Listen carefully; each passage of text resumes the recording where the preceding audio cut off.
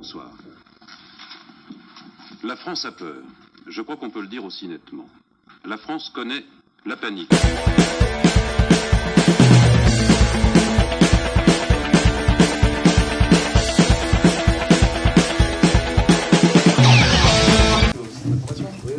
d'accord. Ça, j'ai pas. Alors, le gel hydroalcoolique, avant de mettre les gants, ça, c'est un truc qu'on fait plus quand on exerce encore. Parce que sinon, on sait très bien que la main humide dans un gant, surtout ce gant-là, voyez. Et là, tu te dis, est-ce que vraiment c'est lui qui va me vacciner? J'ai totale confiance. Ne t'inquiète pas. Je suis entre de bonnes mains, au sens propre. Bonjour, merci Monsieur le Ministre pour ce conseil, mais comme dirait Luke Skywalker, impressionnant. Il n'y a pas un mot de vrai dans cette phrase. Tout simplement, on fait toujours une hygiène des mains avant de faire un soin. Vacciner est un soin, donc on fait une hygiène des mains, que l'on porte des gants ou pas de gants. Il ne faut pas confondre port de gants et hygiène des mains. Jamais un port de gants ne remplacera l'hygiène des mains. C'est-à-dire que si vous devez faire un soin, on fait une hygiène des mains. Toujours. Il n'y a pas de je fais un soin, je ne fais pas d'hygiène des mains. C'est si je fais un soin, je fais une hygiène des mains. Par contre, la question que l'on peut se poser, c'est est-ce que pour faire ce soin, je fais une hygiène des mains, est-il nécessaire de porter des gants? C'est ça qu'il faut se poser comme question. C'est ça le problème du port de gants. Et là, dans cet exemple précis, la vaccination Covid, par exemple, il y a des documents qui sont validés par le ministère de la Santé, je crois, par le ministère de la Santé, qui précise justement que pour faire la vaccination anti-Covid, il faut donc faire une hygiène des mains avant de faire la vaccination, mais qu'il n'est pas nécessaire de porter des gants. Voilà. Et il précise également que pour faire des soins, c'est toujours mieux d'avoir des manches courtes et de ne pas être en chemisette et costume. Vous allez dire c'est facile de critiquer, c'est vrai que c'est facile de critiquer, alors on va essayer de prouver par l'exemple. Oui, on peut mettre facilement des gants après avoir fait une solution hydroalcoolique. La preuve. Voilà, la petite solution hydroalcoolique. C'est pas de l'eau, hein. Hop.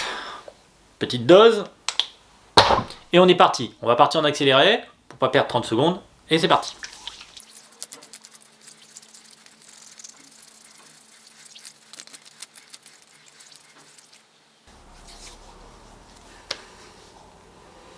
Voilà, les mains sont normalement sèches, je prends les gants, les mêmes, et c'est parti.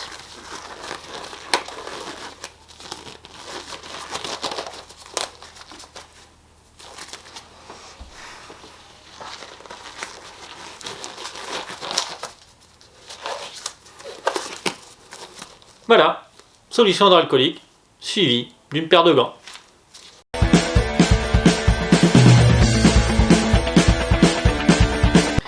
Dans cette partie, je n'aborderai pas les indications pour les gants stériles, principalement des indications type chirurgical ou les poses de matériel invasif type cathé centraux. Je n'aborderai pas également le port de gants par les personnels hospitaliers pour se protéger de produits qui peuvent être corrosifs, type les produits désinfectants. Je vais rester sur le port de gants non stériles de soins, c'est-à-dire ce type de gants.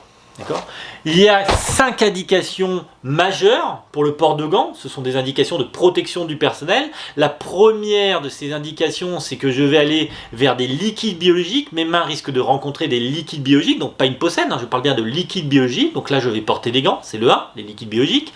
Deuxième, je risque d'aller vers des muqueuses, donc je vais porter des gants. Deuxième, les muqueuses. Troisième, je vais aller vers une peau, mais qui cette fois-ci est lésée, qui va présenter des lésions ou un risque infectieux, je vais le voir visuellement, ou qui va être visuellement sale. Donc cette fois-ci, je vais porter des gants, donc c'est la troisième indication, vers une peau lésée ou une peau sale. Ensuite, la quatrième indication, c'est moi, en tant que soignant, je vais avoir des mains qui vont présenter des lésions, donc ça va me faire des brèches, je devais donc mettre des gants pour me protéger moi, et pour protéger le patient. La cinquième indication, c'est une indication un peu plus particulière, c'est par rapport à une bactérie et par rapport à la gale, c'est-à-dire que lorsqu'un patient va présenter une infection à Clostridium difficile, c'est une diarrhée bactérienne post-antibiotique, on ne la croise pas tous les jours, mais pour prendre en charge ce type de patient, je vais forcément porter des gants, quel que soit le soin que je vais réaliser. Et puis ensuite, pour les patients qui ont la gale, comme vous avez pu le voir dans la vidéo que j'avais tournée avant, pour les patients qui ont la gale, il faut forcément porter des gants. Dès que vous allez être en contact avec eux, dès que vous allez être en contact avec l'environnement, il faut porter des gants. Voilà donc les 5 indications principales. Maintenant qu'on a les indications, il faut les comprendre. La première chose pour bien comprendre ces indications, c'est de bien comprendre que l'homme, c'est de la bactérie. L'homme, c'est 10 puissance 12 cellules et 10 puissance 14 bactéries, soit un facteur 100. L'homme, c'est donc énormément de bactéries que maintiennent en forme des cellules. Ces bactéries, elles sont principalement au niveau de la peau et des muqueuses, du tube digestif et de tout ce qui est génital. Sur la peau, on va avoir, sur 1 cm de peau, 1 sur 1, de 500 à 1 million de bactéries par centimètre carré. Ces bactéries, ça va être des staphylocoques, ça va être des entérocoques, ça va être des streptocoques, il y a plus de 500 espèces. Ce qui veut donc dire que quand vous allez toucher la peau d'un humain, lui serrer la main, lui toucher le bras ou avoir des contacts plus intimes si c'est votre partenaire, vous allez forcément échanger des bactéries, vous allez forcément prendre des bactéries, en donner, etc. C'est pas grave, ce sont des bactéries non pathogènes qui vivent sur la peau et qui sont justement de la flore résidente, de la flore utile, qu'il ne faut surtout pas éliminer, qui permettent à l'homme de vivre correctement. Ce que j'essaie de vous expliquer là, c'est qu'en gros, on ne porte pas de gants pour toucher la peau d'un patient. Si la peau, il n'y a pas de liquide biologique, c'est de la peau, si elle n'est pas lésée, etc., on ne porte pas de gants pour toucher la peau d'un patient. On ne porte donc pas de gants pour toucher la peau d'un patient, infecté ou non, et on ne porte pas de gants pour toucher la peau saine d'un patient qui est Covid+. On ne porte pas de gants pour toucher la peau saine d'un patient qui est staph doré dans le nez. On ne porte pas de gants pour toucher la peau d'un patient, d'accord, qui a au niveau digestif des bactéries multirésistantes. On ne touche pas un patient HIV, d'accord, le HIV c'est principalement dans le sang. On ne touche pas la peau d'un patient HIV avec des gants. Ce n'est pas l'infection, ce n'est pas la pathologie qui va faire ce qu'on porte des gants ou non. D'accord? Donc il n'y a pas de gants systématiques dans le Covid pour toucher la peau saine d'un patient Covid. Il n'y a pas de gants pour aller déposer un plateau repas dans une chambre Covid, etc. D'accord? On porte des gants selon les indications que je vous ai précisées. Par logique, si le patient a une infection, cette fois-ci de type herpès, c'est-à-dire il va présenter des vésicules d'herpès, vous n'allez pas porter de gants pour le toucher ici, mais si vous allez toucher au niveau du visage, etc., vous porterez des gants. Mais je ne me contredis pas. C'est le 2. D'accord? À partir du moment où je vais toucher une muqueuse, ou le 3, à partir du moment où je vais aller toucher une peau qui est lésée du patient, je porte des gants. C'est la même chose pour les verrues. D'accord? Si vous avez une verrue, jusqu'à aujourd'hui, la peau, elle paraît pas saine. Donc on ne va pas toucher une verrue main nue. C'est la même chose pour la gale. Si j'ai des sillons, si j'ai des nodules scabieux, je vais aller les toucher avec des gants. La peau n'est plus saine, d'accord? C'est ça les précautions standards, ça vous protège. Donc, quand il y a des liquides biologiques, on va porter des gants. Quand il y a une peau lésée, on va porter des gants. Quand on va aller toucher une muqueuse, on porte des gants. Autre chose essentielle à comprendre, c'est que aucune bactérie et quasiment aucun virus ne traverse la peau. Il faut bien comprendre ça. C'est-à-dire que si vous avez des bactéries sur la peau d'un patient, ou etc., vous allez les prendre avec votre main, vous avez des bactéries sur votre main. Vous êtes porteur sur votre main, vous n'êtes pas contaminé. Aucune bactérie ne traverse la peau. Et j'ai dit quasiment tous les virus parce que forcément, c'est pour ça que j'ai pris les exemples juste avant, on a quelques virus comme ça qui seraient un peu, on va dire, percutanés. Ça va être tout ce qui va être papillomavirus, les verrues, et puis ça va être les herpès viridae, d'accord ? La vidéo sur la gale vous montre que la gale traverse la peau. La gale n'est ni une bactérie ni un virus. C'est pour ça que d'ailleurs, dans les éléments 5, Clostridium, gale, on porte des gants systématiquement. D'accord? Mais ça ne traverse pas. Ce que j'essaye de vous dire, c'est que si je prends un plein récipient, d'accord, de Covid, et que j'y trempe la main et je ressors ma main, j'ai du Covid du bout de mon doigt jusqu'ici, je suis porteur, mais n'a pas pénétré mon corps. Ça marche avec tous les autres, hein, voilà. Ça n'a pas pénétré mon corps. Les points de pénétration dans le corps, et c'est vraiment essentiel à savoir, il faut bien capter ça, les points de pénétration dans le corps, ça va être principalement tout ce qui est sexuel, la bouche, le nez, les yeux.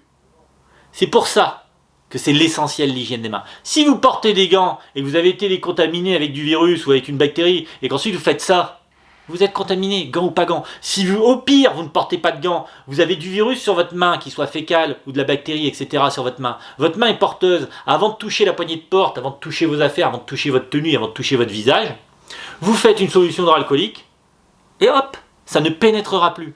Il faut donc se protéger la bouche, le nez, les yeux, les points d'entrée, c'est ça l'impact principal.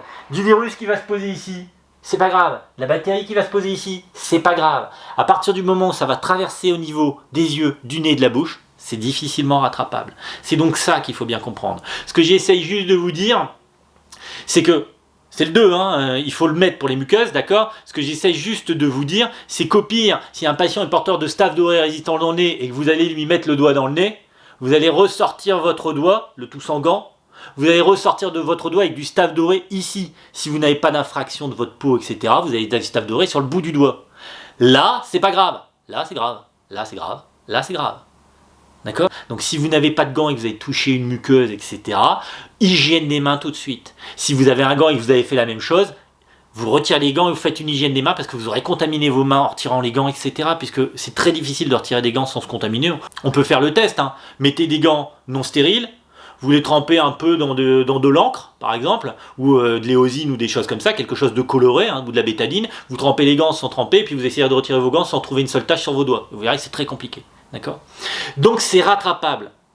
Mais par prudence, on va toujours porter des gants quand on va aller vers la muqueuse. Parce que dans la muqueuse, il risque d'avoir plus de pathogènes. Dans la muqueuse, il risque d'avoir plus de pathogènes en concentration que sur la peau. Donc là, on va les porter pour diminuer le risque. Mais c'est encore rattrapable. Par contre, numéro 4, si vous avez des lésions sur vos mains fraîches, qu'en plus vous allez toucher une muqueuse et vous ne portez pas de gants, là, vous avez un endroit où il y a plus de pathogènes, certainement plus concentrés, et vous allez les mettre sur une peau où cette fois-ci il y a une brèche. Cette fois-ci il y a le point d'entrée, il y a la pénétration. Et là ça risque de rentrer. D'accord? Donc les gants, c'est vraiment ces indications et c'est votre protection. Mais on ne porte pas de gants pour aller voir un patient qui a une peau saine, pour toucher un patient qui a une peau saine, etc. Vous le verrez dans les exemples. Si vous faites un ECG à quelqu'un qui porte des bactéries multirésistantes au niveau digestif, il faut quand même être excessivement mauvais pour toucher un anus en faisant un ECG. D'accord? Donc si vous touchez juste ici, il n'y a pas de nécessité de porter de gants, qu'il soit Covid ou qu'il soit BMR positif. D'accord? Qu'on soit bien clair, si la peau est saine. Autre argument pour éviter d'avoir un port de gants quasi systématique, d'accord? Il faut bien comprendre une chose, on entend souvent, oui mais les gants ça évite les infections aux patients et ça évite les épidémies. Alors ça c'est faux, faux, faux. Les gants sont des vecteurs d'épidémie. Déjà vous n'arrêterez jamais une épidémie avec des gants, et si vous portez mal vos gants, vous en portez trop, etc., eh bien vous créez des épidémies. D'accord? C'est tout simple. Tout simplement parce que si vous portez des gants de chambre en chambre, vous ne ferez pas d'hygiène des mains, vos gants sont dégueulasses et vous allez transporter les bactéries. C'est tout ce que vous ferez. Si vous portez des gants à plus de 3 mètres d'un patient, il y a un moment, il faut vous poser une question. Ça s'appelle des gants de soins. Si le patient est à 3 mètres, il n'y a plus de soins. Si vous avez encore vos gants sur vos mains, vous avez emmené du patient quelque chose qui est peut-être infecté et vous risquez d'infecter votre chariot de soins, votre matériel, vos affaires, etc. Les gants, ça n'a jamais arrêté les épidémies. Ça les crée, ça les multiplie, ça les amplifie. Mais ça n'arrête pas les épidémies. Les gants, c'est de la protection individuelle. Je suis soignant, je porte un gant, je porte des gants, pardon, je porte pas un gant, je suis pas ministre de la Santé, je porte des gants, d'accord? Je porte des gants pour me protéger du patient, parce qu'il y a des liquides biologiques, parce qu'il y a une muqueuse, parce que je vais vers les muqueuses, parce qu'il a des lésions. D'accord? C'est ça, en fait. C'est une protection individuelle. Ce qui veut donc dire que quand vous allez reculer du patient à la longueur de vos bras, alors j'ai dit 3 mètres, je suis sympa, hein, mais à plus de 2 ou 3 mètres, il n'y a plus de nécessité. Là, vous emmenez quelque chose de contaminé, et vous risquez de faire le mauvais mouvement vers vos yeux, le mauvais mouvement vers votre tenue la contaminée, le mauvais mouvement vers tout le matériel, et vous contaminerez votre service, et vous aurez des épidémies. Il ne faut pas surconsommer les gants. Un autre argument également par rapport à ce que je viens de dire juste avant, c'est que je vous rappelle que ça, c'est la boîte de gants typique des services, d'accord? Donc vous voyez premièrement que ce ne sont pas des gants stériles, donc ça n'empêche pas de contaminer le patient. Les gants, ils ont été produits dans un pays quelconque, certainement restés en palette pendant des mois, on ne sait pas comment, etc. Donc ils sont loin d'être stériles, ils sont généralement en boîte de sang, et ça c'est la boîte typique de base, hein, c'est-à-dire ce joli chou-fleur de gants qui sort comme ça, d'accord? Donc certainement touché avant d'être pris par d'autres. Donc si votre collègue, on en connaît certains, si votre collègue n'est pas d'une hygiène post-toilette ou une hygiène post, je viens de me gratter le nez, super bonne, ben il y a toutes les chances que sa main sale, quand il prenne des gants, hop, il a contaminé ceux du dessous. La prochaine fois que vous prendrez des gants, il risque d'être contaminé. Ça risque de contaminer le patient, mais ça restera une protection pour vous. Donc ça n'est pas quelque chose qui permet d'éviter les infections aux patients. D'accord? Je vous parle pas non plus de la célèbre paire de gants, dans la poche, bien roulé en boule, qu'on sort bien avec ses mains comme ça. D'accord? Certainement pas stérile et certainement pas contaminé. D'accord? Donc ça, c'est pareil. Donc sortez-vous de la tête, je porte des gants pour protéger le patient, je porte des gants pour éviter les épidémies. C'est faux. D'accord? Sortez-vous bien ça de la tête. Je porte des gants pour me protéger quand c'est nécessaire. Et puis les gants, ce qu'il faut bien comprendre aussi dans leur utilisation, c'est que c'est pas un gant, un patient, une paire de gants, un patient. C'est pas comme ça que ça fonctionne. D'accord ? Vous savez bien que si vous allez toucher un patient au niveau urinaire, il faut changer la paire de gants si vous allez le toucher au niveau de la bouche. C'est pas du tout le même milieu bactérien, d'accord ? Je pense que j'apprends rien à personne en disant qu'au niveau rectal, vous n'avez pas à peu près les mêmes bactéries que dans la bouche. Ou alors, bon, bah, c'est pas, d'accord, c'est pas, hein, bon, c'est mieux en sens inverse pour l'odeur dans la bouche, mais c'est pas terrible, d'accord ? Donc, ce qu'il faut bien comprendre aussi des paires de gants, et ça, il faut vraiment bien l'assimiler, c'est que c'est pas une paire de gants pour un patient, donc je fais tout avec mes gants dans la chambre, c'est une paire de gants pour un soin. C'est-à-dire que si je dois aller toucher du liquide biologique, c'est-à-dire par exemple aller toucher la sonde urinaire ou le sac de sonde, je vais porter une paire de gants, je la retire, je me fais une hygiène des mains, et ensuite si je dois aller toucher autre chose, un pansement, etc., alors c'est pas dans ce ordre-là, normalement il va lui faire le pansement puis la sonde, hein, si on veut être logique, mais si je veux ensuite retoucher autre chose, j'ai enlevé ma paire de gants, j'ai fait une hygiène des mains, je remets une paire de gants parce que je vais aller toucher du matériel, je vais aller toucher une muqueuse, etc., et qu'il est nécessaire de porter des gants, d'accord ? Je fais ce que j'ai à faire, je retire ma paire de gants et je refais une hygiène des mains, d'accord ? C'est pas une paire de gants, un patient, c'est une paire de gants, un soin, un site chez le patient. On ne transporte pas les bactéries d'un site du patient, hein, d'accord, d'une plaie ou quoi que ce soit, vers les poumons, vers des cathés, etc. C'est pas parce que c'est ces bactéries que vous les changez d'endroit, elles ne vont pas être pathogènes. Ça aussi, il faut bien le comprendre, d'accord ?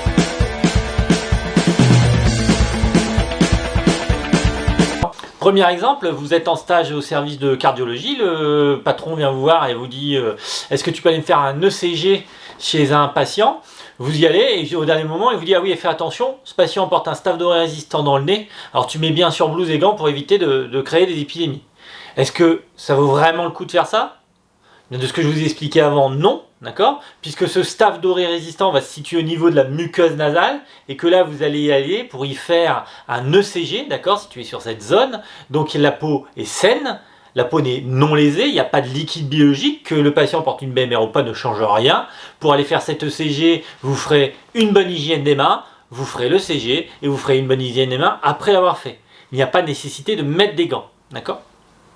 Deuxième exemple, vous êtes en stage par exemple dans le service du Prias, hein, chez les hygiénistes, donc là cette fois-ci c'est pas de blouse et vous regardez votre montre parce que bon à 14h30 hein, la journée elle est déjà finie puis on est jeudi, c'est week-end, donc voilà, donc vous êtes un peu pressé, mais j'arrive et je vous demande quelque chose, je vous dis est-ce que tu peux aller en chambre 112 dans le service de pneumo pour aller voir cette patiente et lui demander, on a besoin d'indications pour savoir si elle est vaccinée, sa date de vaccination, le nombre de doses, quel vaccin elle a eu, etc. Donc je vous demande d'aller chercher des renseignements. Vous allez donc aller vous présenter, vous arrivez en face de la chambre 112, d'accord ? Cette dame, elle est Covid+, vous savez que vous allez rentrer pour aller lui poser des questions, etc. Est-ce que vous portez des gants ? La réponse est non. Vous ne portez pas de gants. Vous n'allez pas porter des gants parce que vous rentrez dans une chambre de Covid+. Vous allez porter le reste, le masque, etc., le masque chirurgical, le FFP2 s'il y a un risque d'aérosolisation, etc. D'accord ? Mais vous n'allez pas porter de gants. Vous ne portez pas de gants parce qu'elle est Covid. Ce que vous allez faire dans cette chambre, de ce que je viens de vous dire, je ne vous ai pas demandé de lui poser un cathé central, je vous ai demandé d'aller lui poser des questions. Vous ferez donc une bonne hygiène des mains en rentrant, vous dites bonjour madame, tout ça, etc., comme vous avez appris votre maman, vous allez poser des questions, vous allez échanger avec elle, d'accord ? Vous allez éviter de vous asseoir sur le lit, etc. On évite de toucher l'environnement, on va faire ça, vous lui dites au revoir, vous allez sortir de la chambre, vous faites une hygiène des mains pour pas contaminer la chambre avant de sortir, vous sortez, comme vous avez retouché la poignée, vous faites une jolie hygiène des mains dans le couloir, et point. D'accord ? À aucun moment il ne sera nécessaire dans cette situation de porter des gants, et ça fonctionnera. Alors le gel hydroalcoolique, avant de mettre les gants, ça c'est un truc qu'on fait plus quand on exerce encore, parce que sinon on sait très bien que la main humide dans un gant. Dans cette dernière partie qu'on va appeler la partie des champions, quelques exemples qui s'éloignent peut-être un peu, mais c'est pour vous donner le problème des gants même dans la population. Première chose, c'est lorsque vous allez commander à manger ou que quelqu'un va vous préparer à manger et vous voyez qu'il a des gants, fuyez. Fuyez tout simplement parce que c'est inutile, c'est dangereux de porter des gants pour préparer la cuisine, d'accord ? Pourquoi c'est inutile ? C'est qu'un bon cuisinier, ça ne porte pas de gants. Un bon cuisinier, comme je vous l'ai expliqué avant, c'est comme un bon soignant, ça se lave les mains. d'accord? Les gants sont sa protection, donc il n'y a pas de raison de se protéger d'une tomate. Donc il se lave les mains, donc quand on vous prépare à manger, regardez surtout s'il y a un point d'eau, s'il y a une serviette propre derrière lui et s'il y va un peu régulièrement. Pourquoi c'est dangereux de porter des gants? C'est que les gants, c'est une fausse sécurité. Généralement, les gens les laissent très longtemps, alors que plus vous allez avoir des gants, plus vous allez suer. Plus vous suez sur les gants, plus il y a une prolifération bactérienne, plus les gants deviennent poreux. Si vous utilisez des gants en vinyle, l'huile va les déliter, donc vous allez vous retrouver avec des particules de gants dans la bouffe. Donc c'est toujours bien quand des mecs vous font bio, etc. et qu'ils préparent ça avec des gants, d'accord? Donc clairement, les gants, c'est plus dangereux. Pourquoi c'est plus dangereux? Il y a pas mal d'études qui le montrent, hein. Encore une dernière américaine qui est assez intéressante.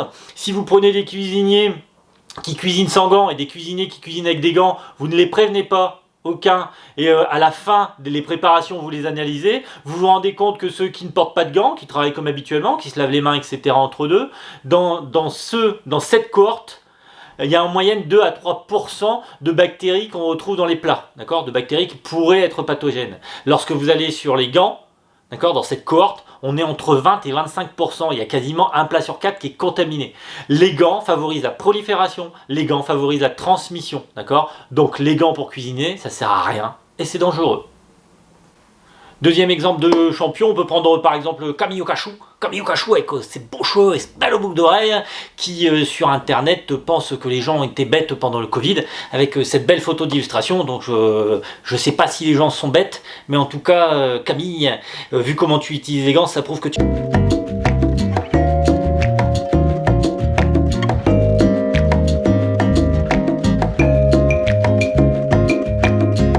Et puis allez, quitte à passer pour un vieux ronchon qui n'aime personne, on va prendre quelques exemples de séries que vous reconnaîtrez au niveau des photos. Vous ne me verrez plus, je vais vous mettre les photos et vous entendrez juste ma voix. Donc je vous dis à la prochaine, il y a d'autres vidéos. N'hésitez pas à les regarder, et puis si vous avez des thèmes, au cas où, vous pouvez toujours envoyer un petit message. On pourra faire des vidéos sur le thème. A plus! Et voilà, on l'a tous reconnu, le cador des cadors, la flèche des flèches, grand clinicien devant l'éternel, mais pas seulement clinicien, il est également capable d'opérer, et pas seulement clinicien qu'opère, il est également capable d'aller au laboratoire pour regarder dans le microscope, voir un staff et vous dire que ce staff il vient de chez Monsieur Smith qui habite à Harlem, au 3e étage, et que ce staff a été déposé derrière son frigo, et c'est ce qui lui donne son érysipèle à sa jambe parce que son chien, en touchant la gamelle, s'est contaminé avec le staff, puis il l'a caressé en regardant la télé le soir. On est donc là sur du gros. Le seul problème, c'est qu'on est comme sur un médecin qui généralement abuse un peu de la Vicodine, ce qui fait que de temps en temps, il doit être un peu distrait. Donc voilà, il voit ses patients, sont tenus avec sa montre. Alors, il voit pas que les patients, hein, il déstérilise un petit peu tout ce qui est matériel pour les trucs invasifs, etc. Bon, c'est pas très très grave, hein, on va passer au travers. Voilà, on pourrait se dire que on lui a peut-être pas expliqué, mais là, apparemment, bon, il devrait se rendre compte que c'est un peu le seul à être habillé comme ça dans tout l'hôpital. Bon, c'est pas grave, hein, il va traînouiller sa petite cagne un peu partout. Pareil, hein, là, il pourrait un petit peu se rendre compte qu'il n'y a que lui qui n'a pas de masque, malgré que tout le monde ait des masques, il ait des gants stériles, un petit peu tout ça, mais bon, c'est pas grave, il opère, excusez-le. Et puis là, bon, il pourrait aussi encore se rendre compte qu'il y a un peu, bon, que lui qui porte pas sa combi, alors qu'il en a quand même une, parce qu'apparemment, c'est une suspicion d'Ebola, et que son collègue à côté, avec son gros flacon de désinfectant et sa combi intégrale en air isolé, il devrait quand même un peu se rendre compte. Bon, c'est pas très grave, il n'y a pas que lui, hein, il y a d'autres, hein, d'autres champions comme Meredith, hein, voilà, cette brave Meredith, hein, qui se rend pas compte, effectivement, que là, elle a des gants, mais bon, quand on manipule du stérile au-dessus comme ça serait peut-être bien d'accrocher ses cheveux, un peu mieux d'avoir un masque. Mais qu'est-ce que vous voulez? Meredith, à la place de ce brave Dr House, elle a des soucis. Elle attend le coup de téléphone de sa vie sentimentale si problématique. Alors on porte des gants dans le Covid, sur l'épisode Covid, et puis on touche son masque. Eh ouais, on touche sa protection, son visage, parce qu'on attend ce coup de fil. Mais on touche aussi le mur, parce que forcément c'est dur d'être un héros, c'est très dur. Ah là là, alors les autres s'en rendent compte, ils en parlent, hein, ils disent, ah t'as vu Meredith fait plein d'erreurs, moi avec mes gants et ma montre, c'est pas le genre à en faire. Ah non, vraiment, moi j'ai pas de gants, mais j'ai aussi une montre et une bague, mais c'est pas le genre non plus. Je vais le dire à John. Et puis John, il est outré, donc qu'est-ce qu'il fait avec ses gants pleins de Covid? Il va aller le noter dans son petit calepin qui est dans la poche de son jean sous sa surblouse. Voilà, allez, vous pouvez en voir des tonnes et des tonnes si vous regardez bien les séries. A plus, je vous laisse juste avec le dernier dessin, vous regardez comment vous l'êtes habillé, un professionnel, ou simplement une série. A plus.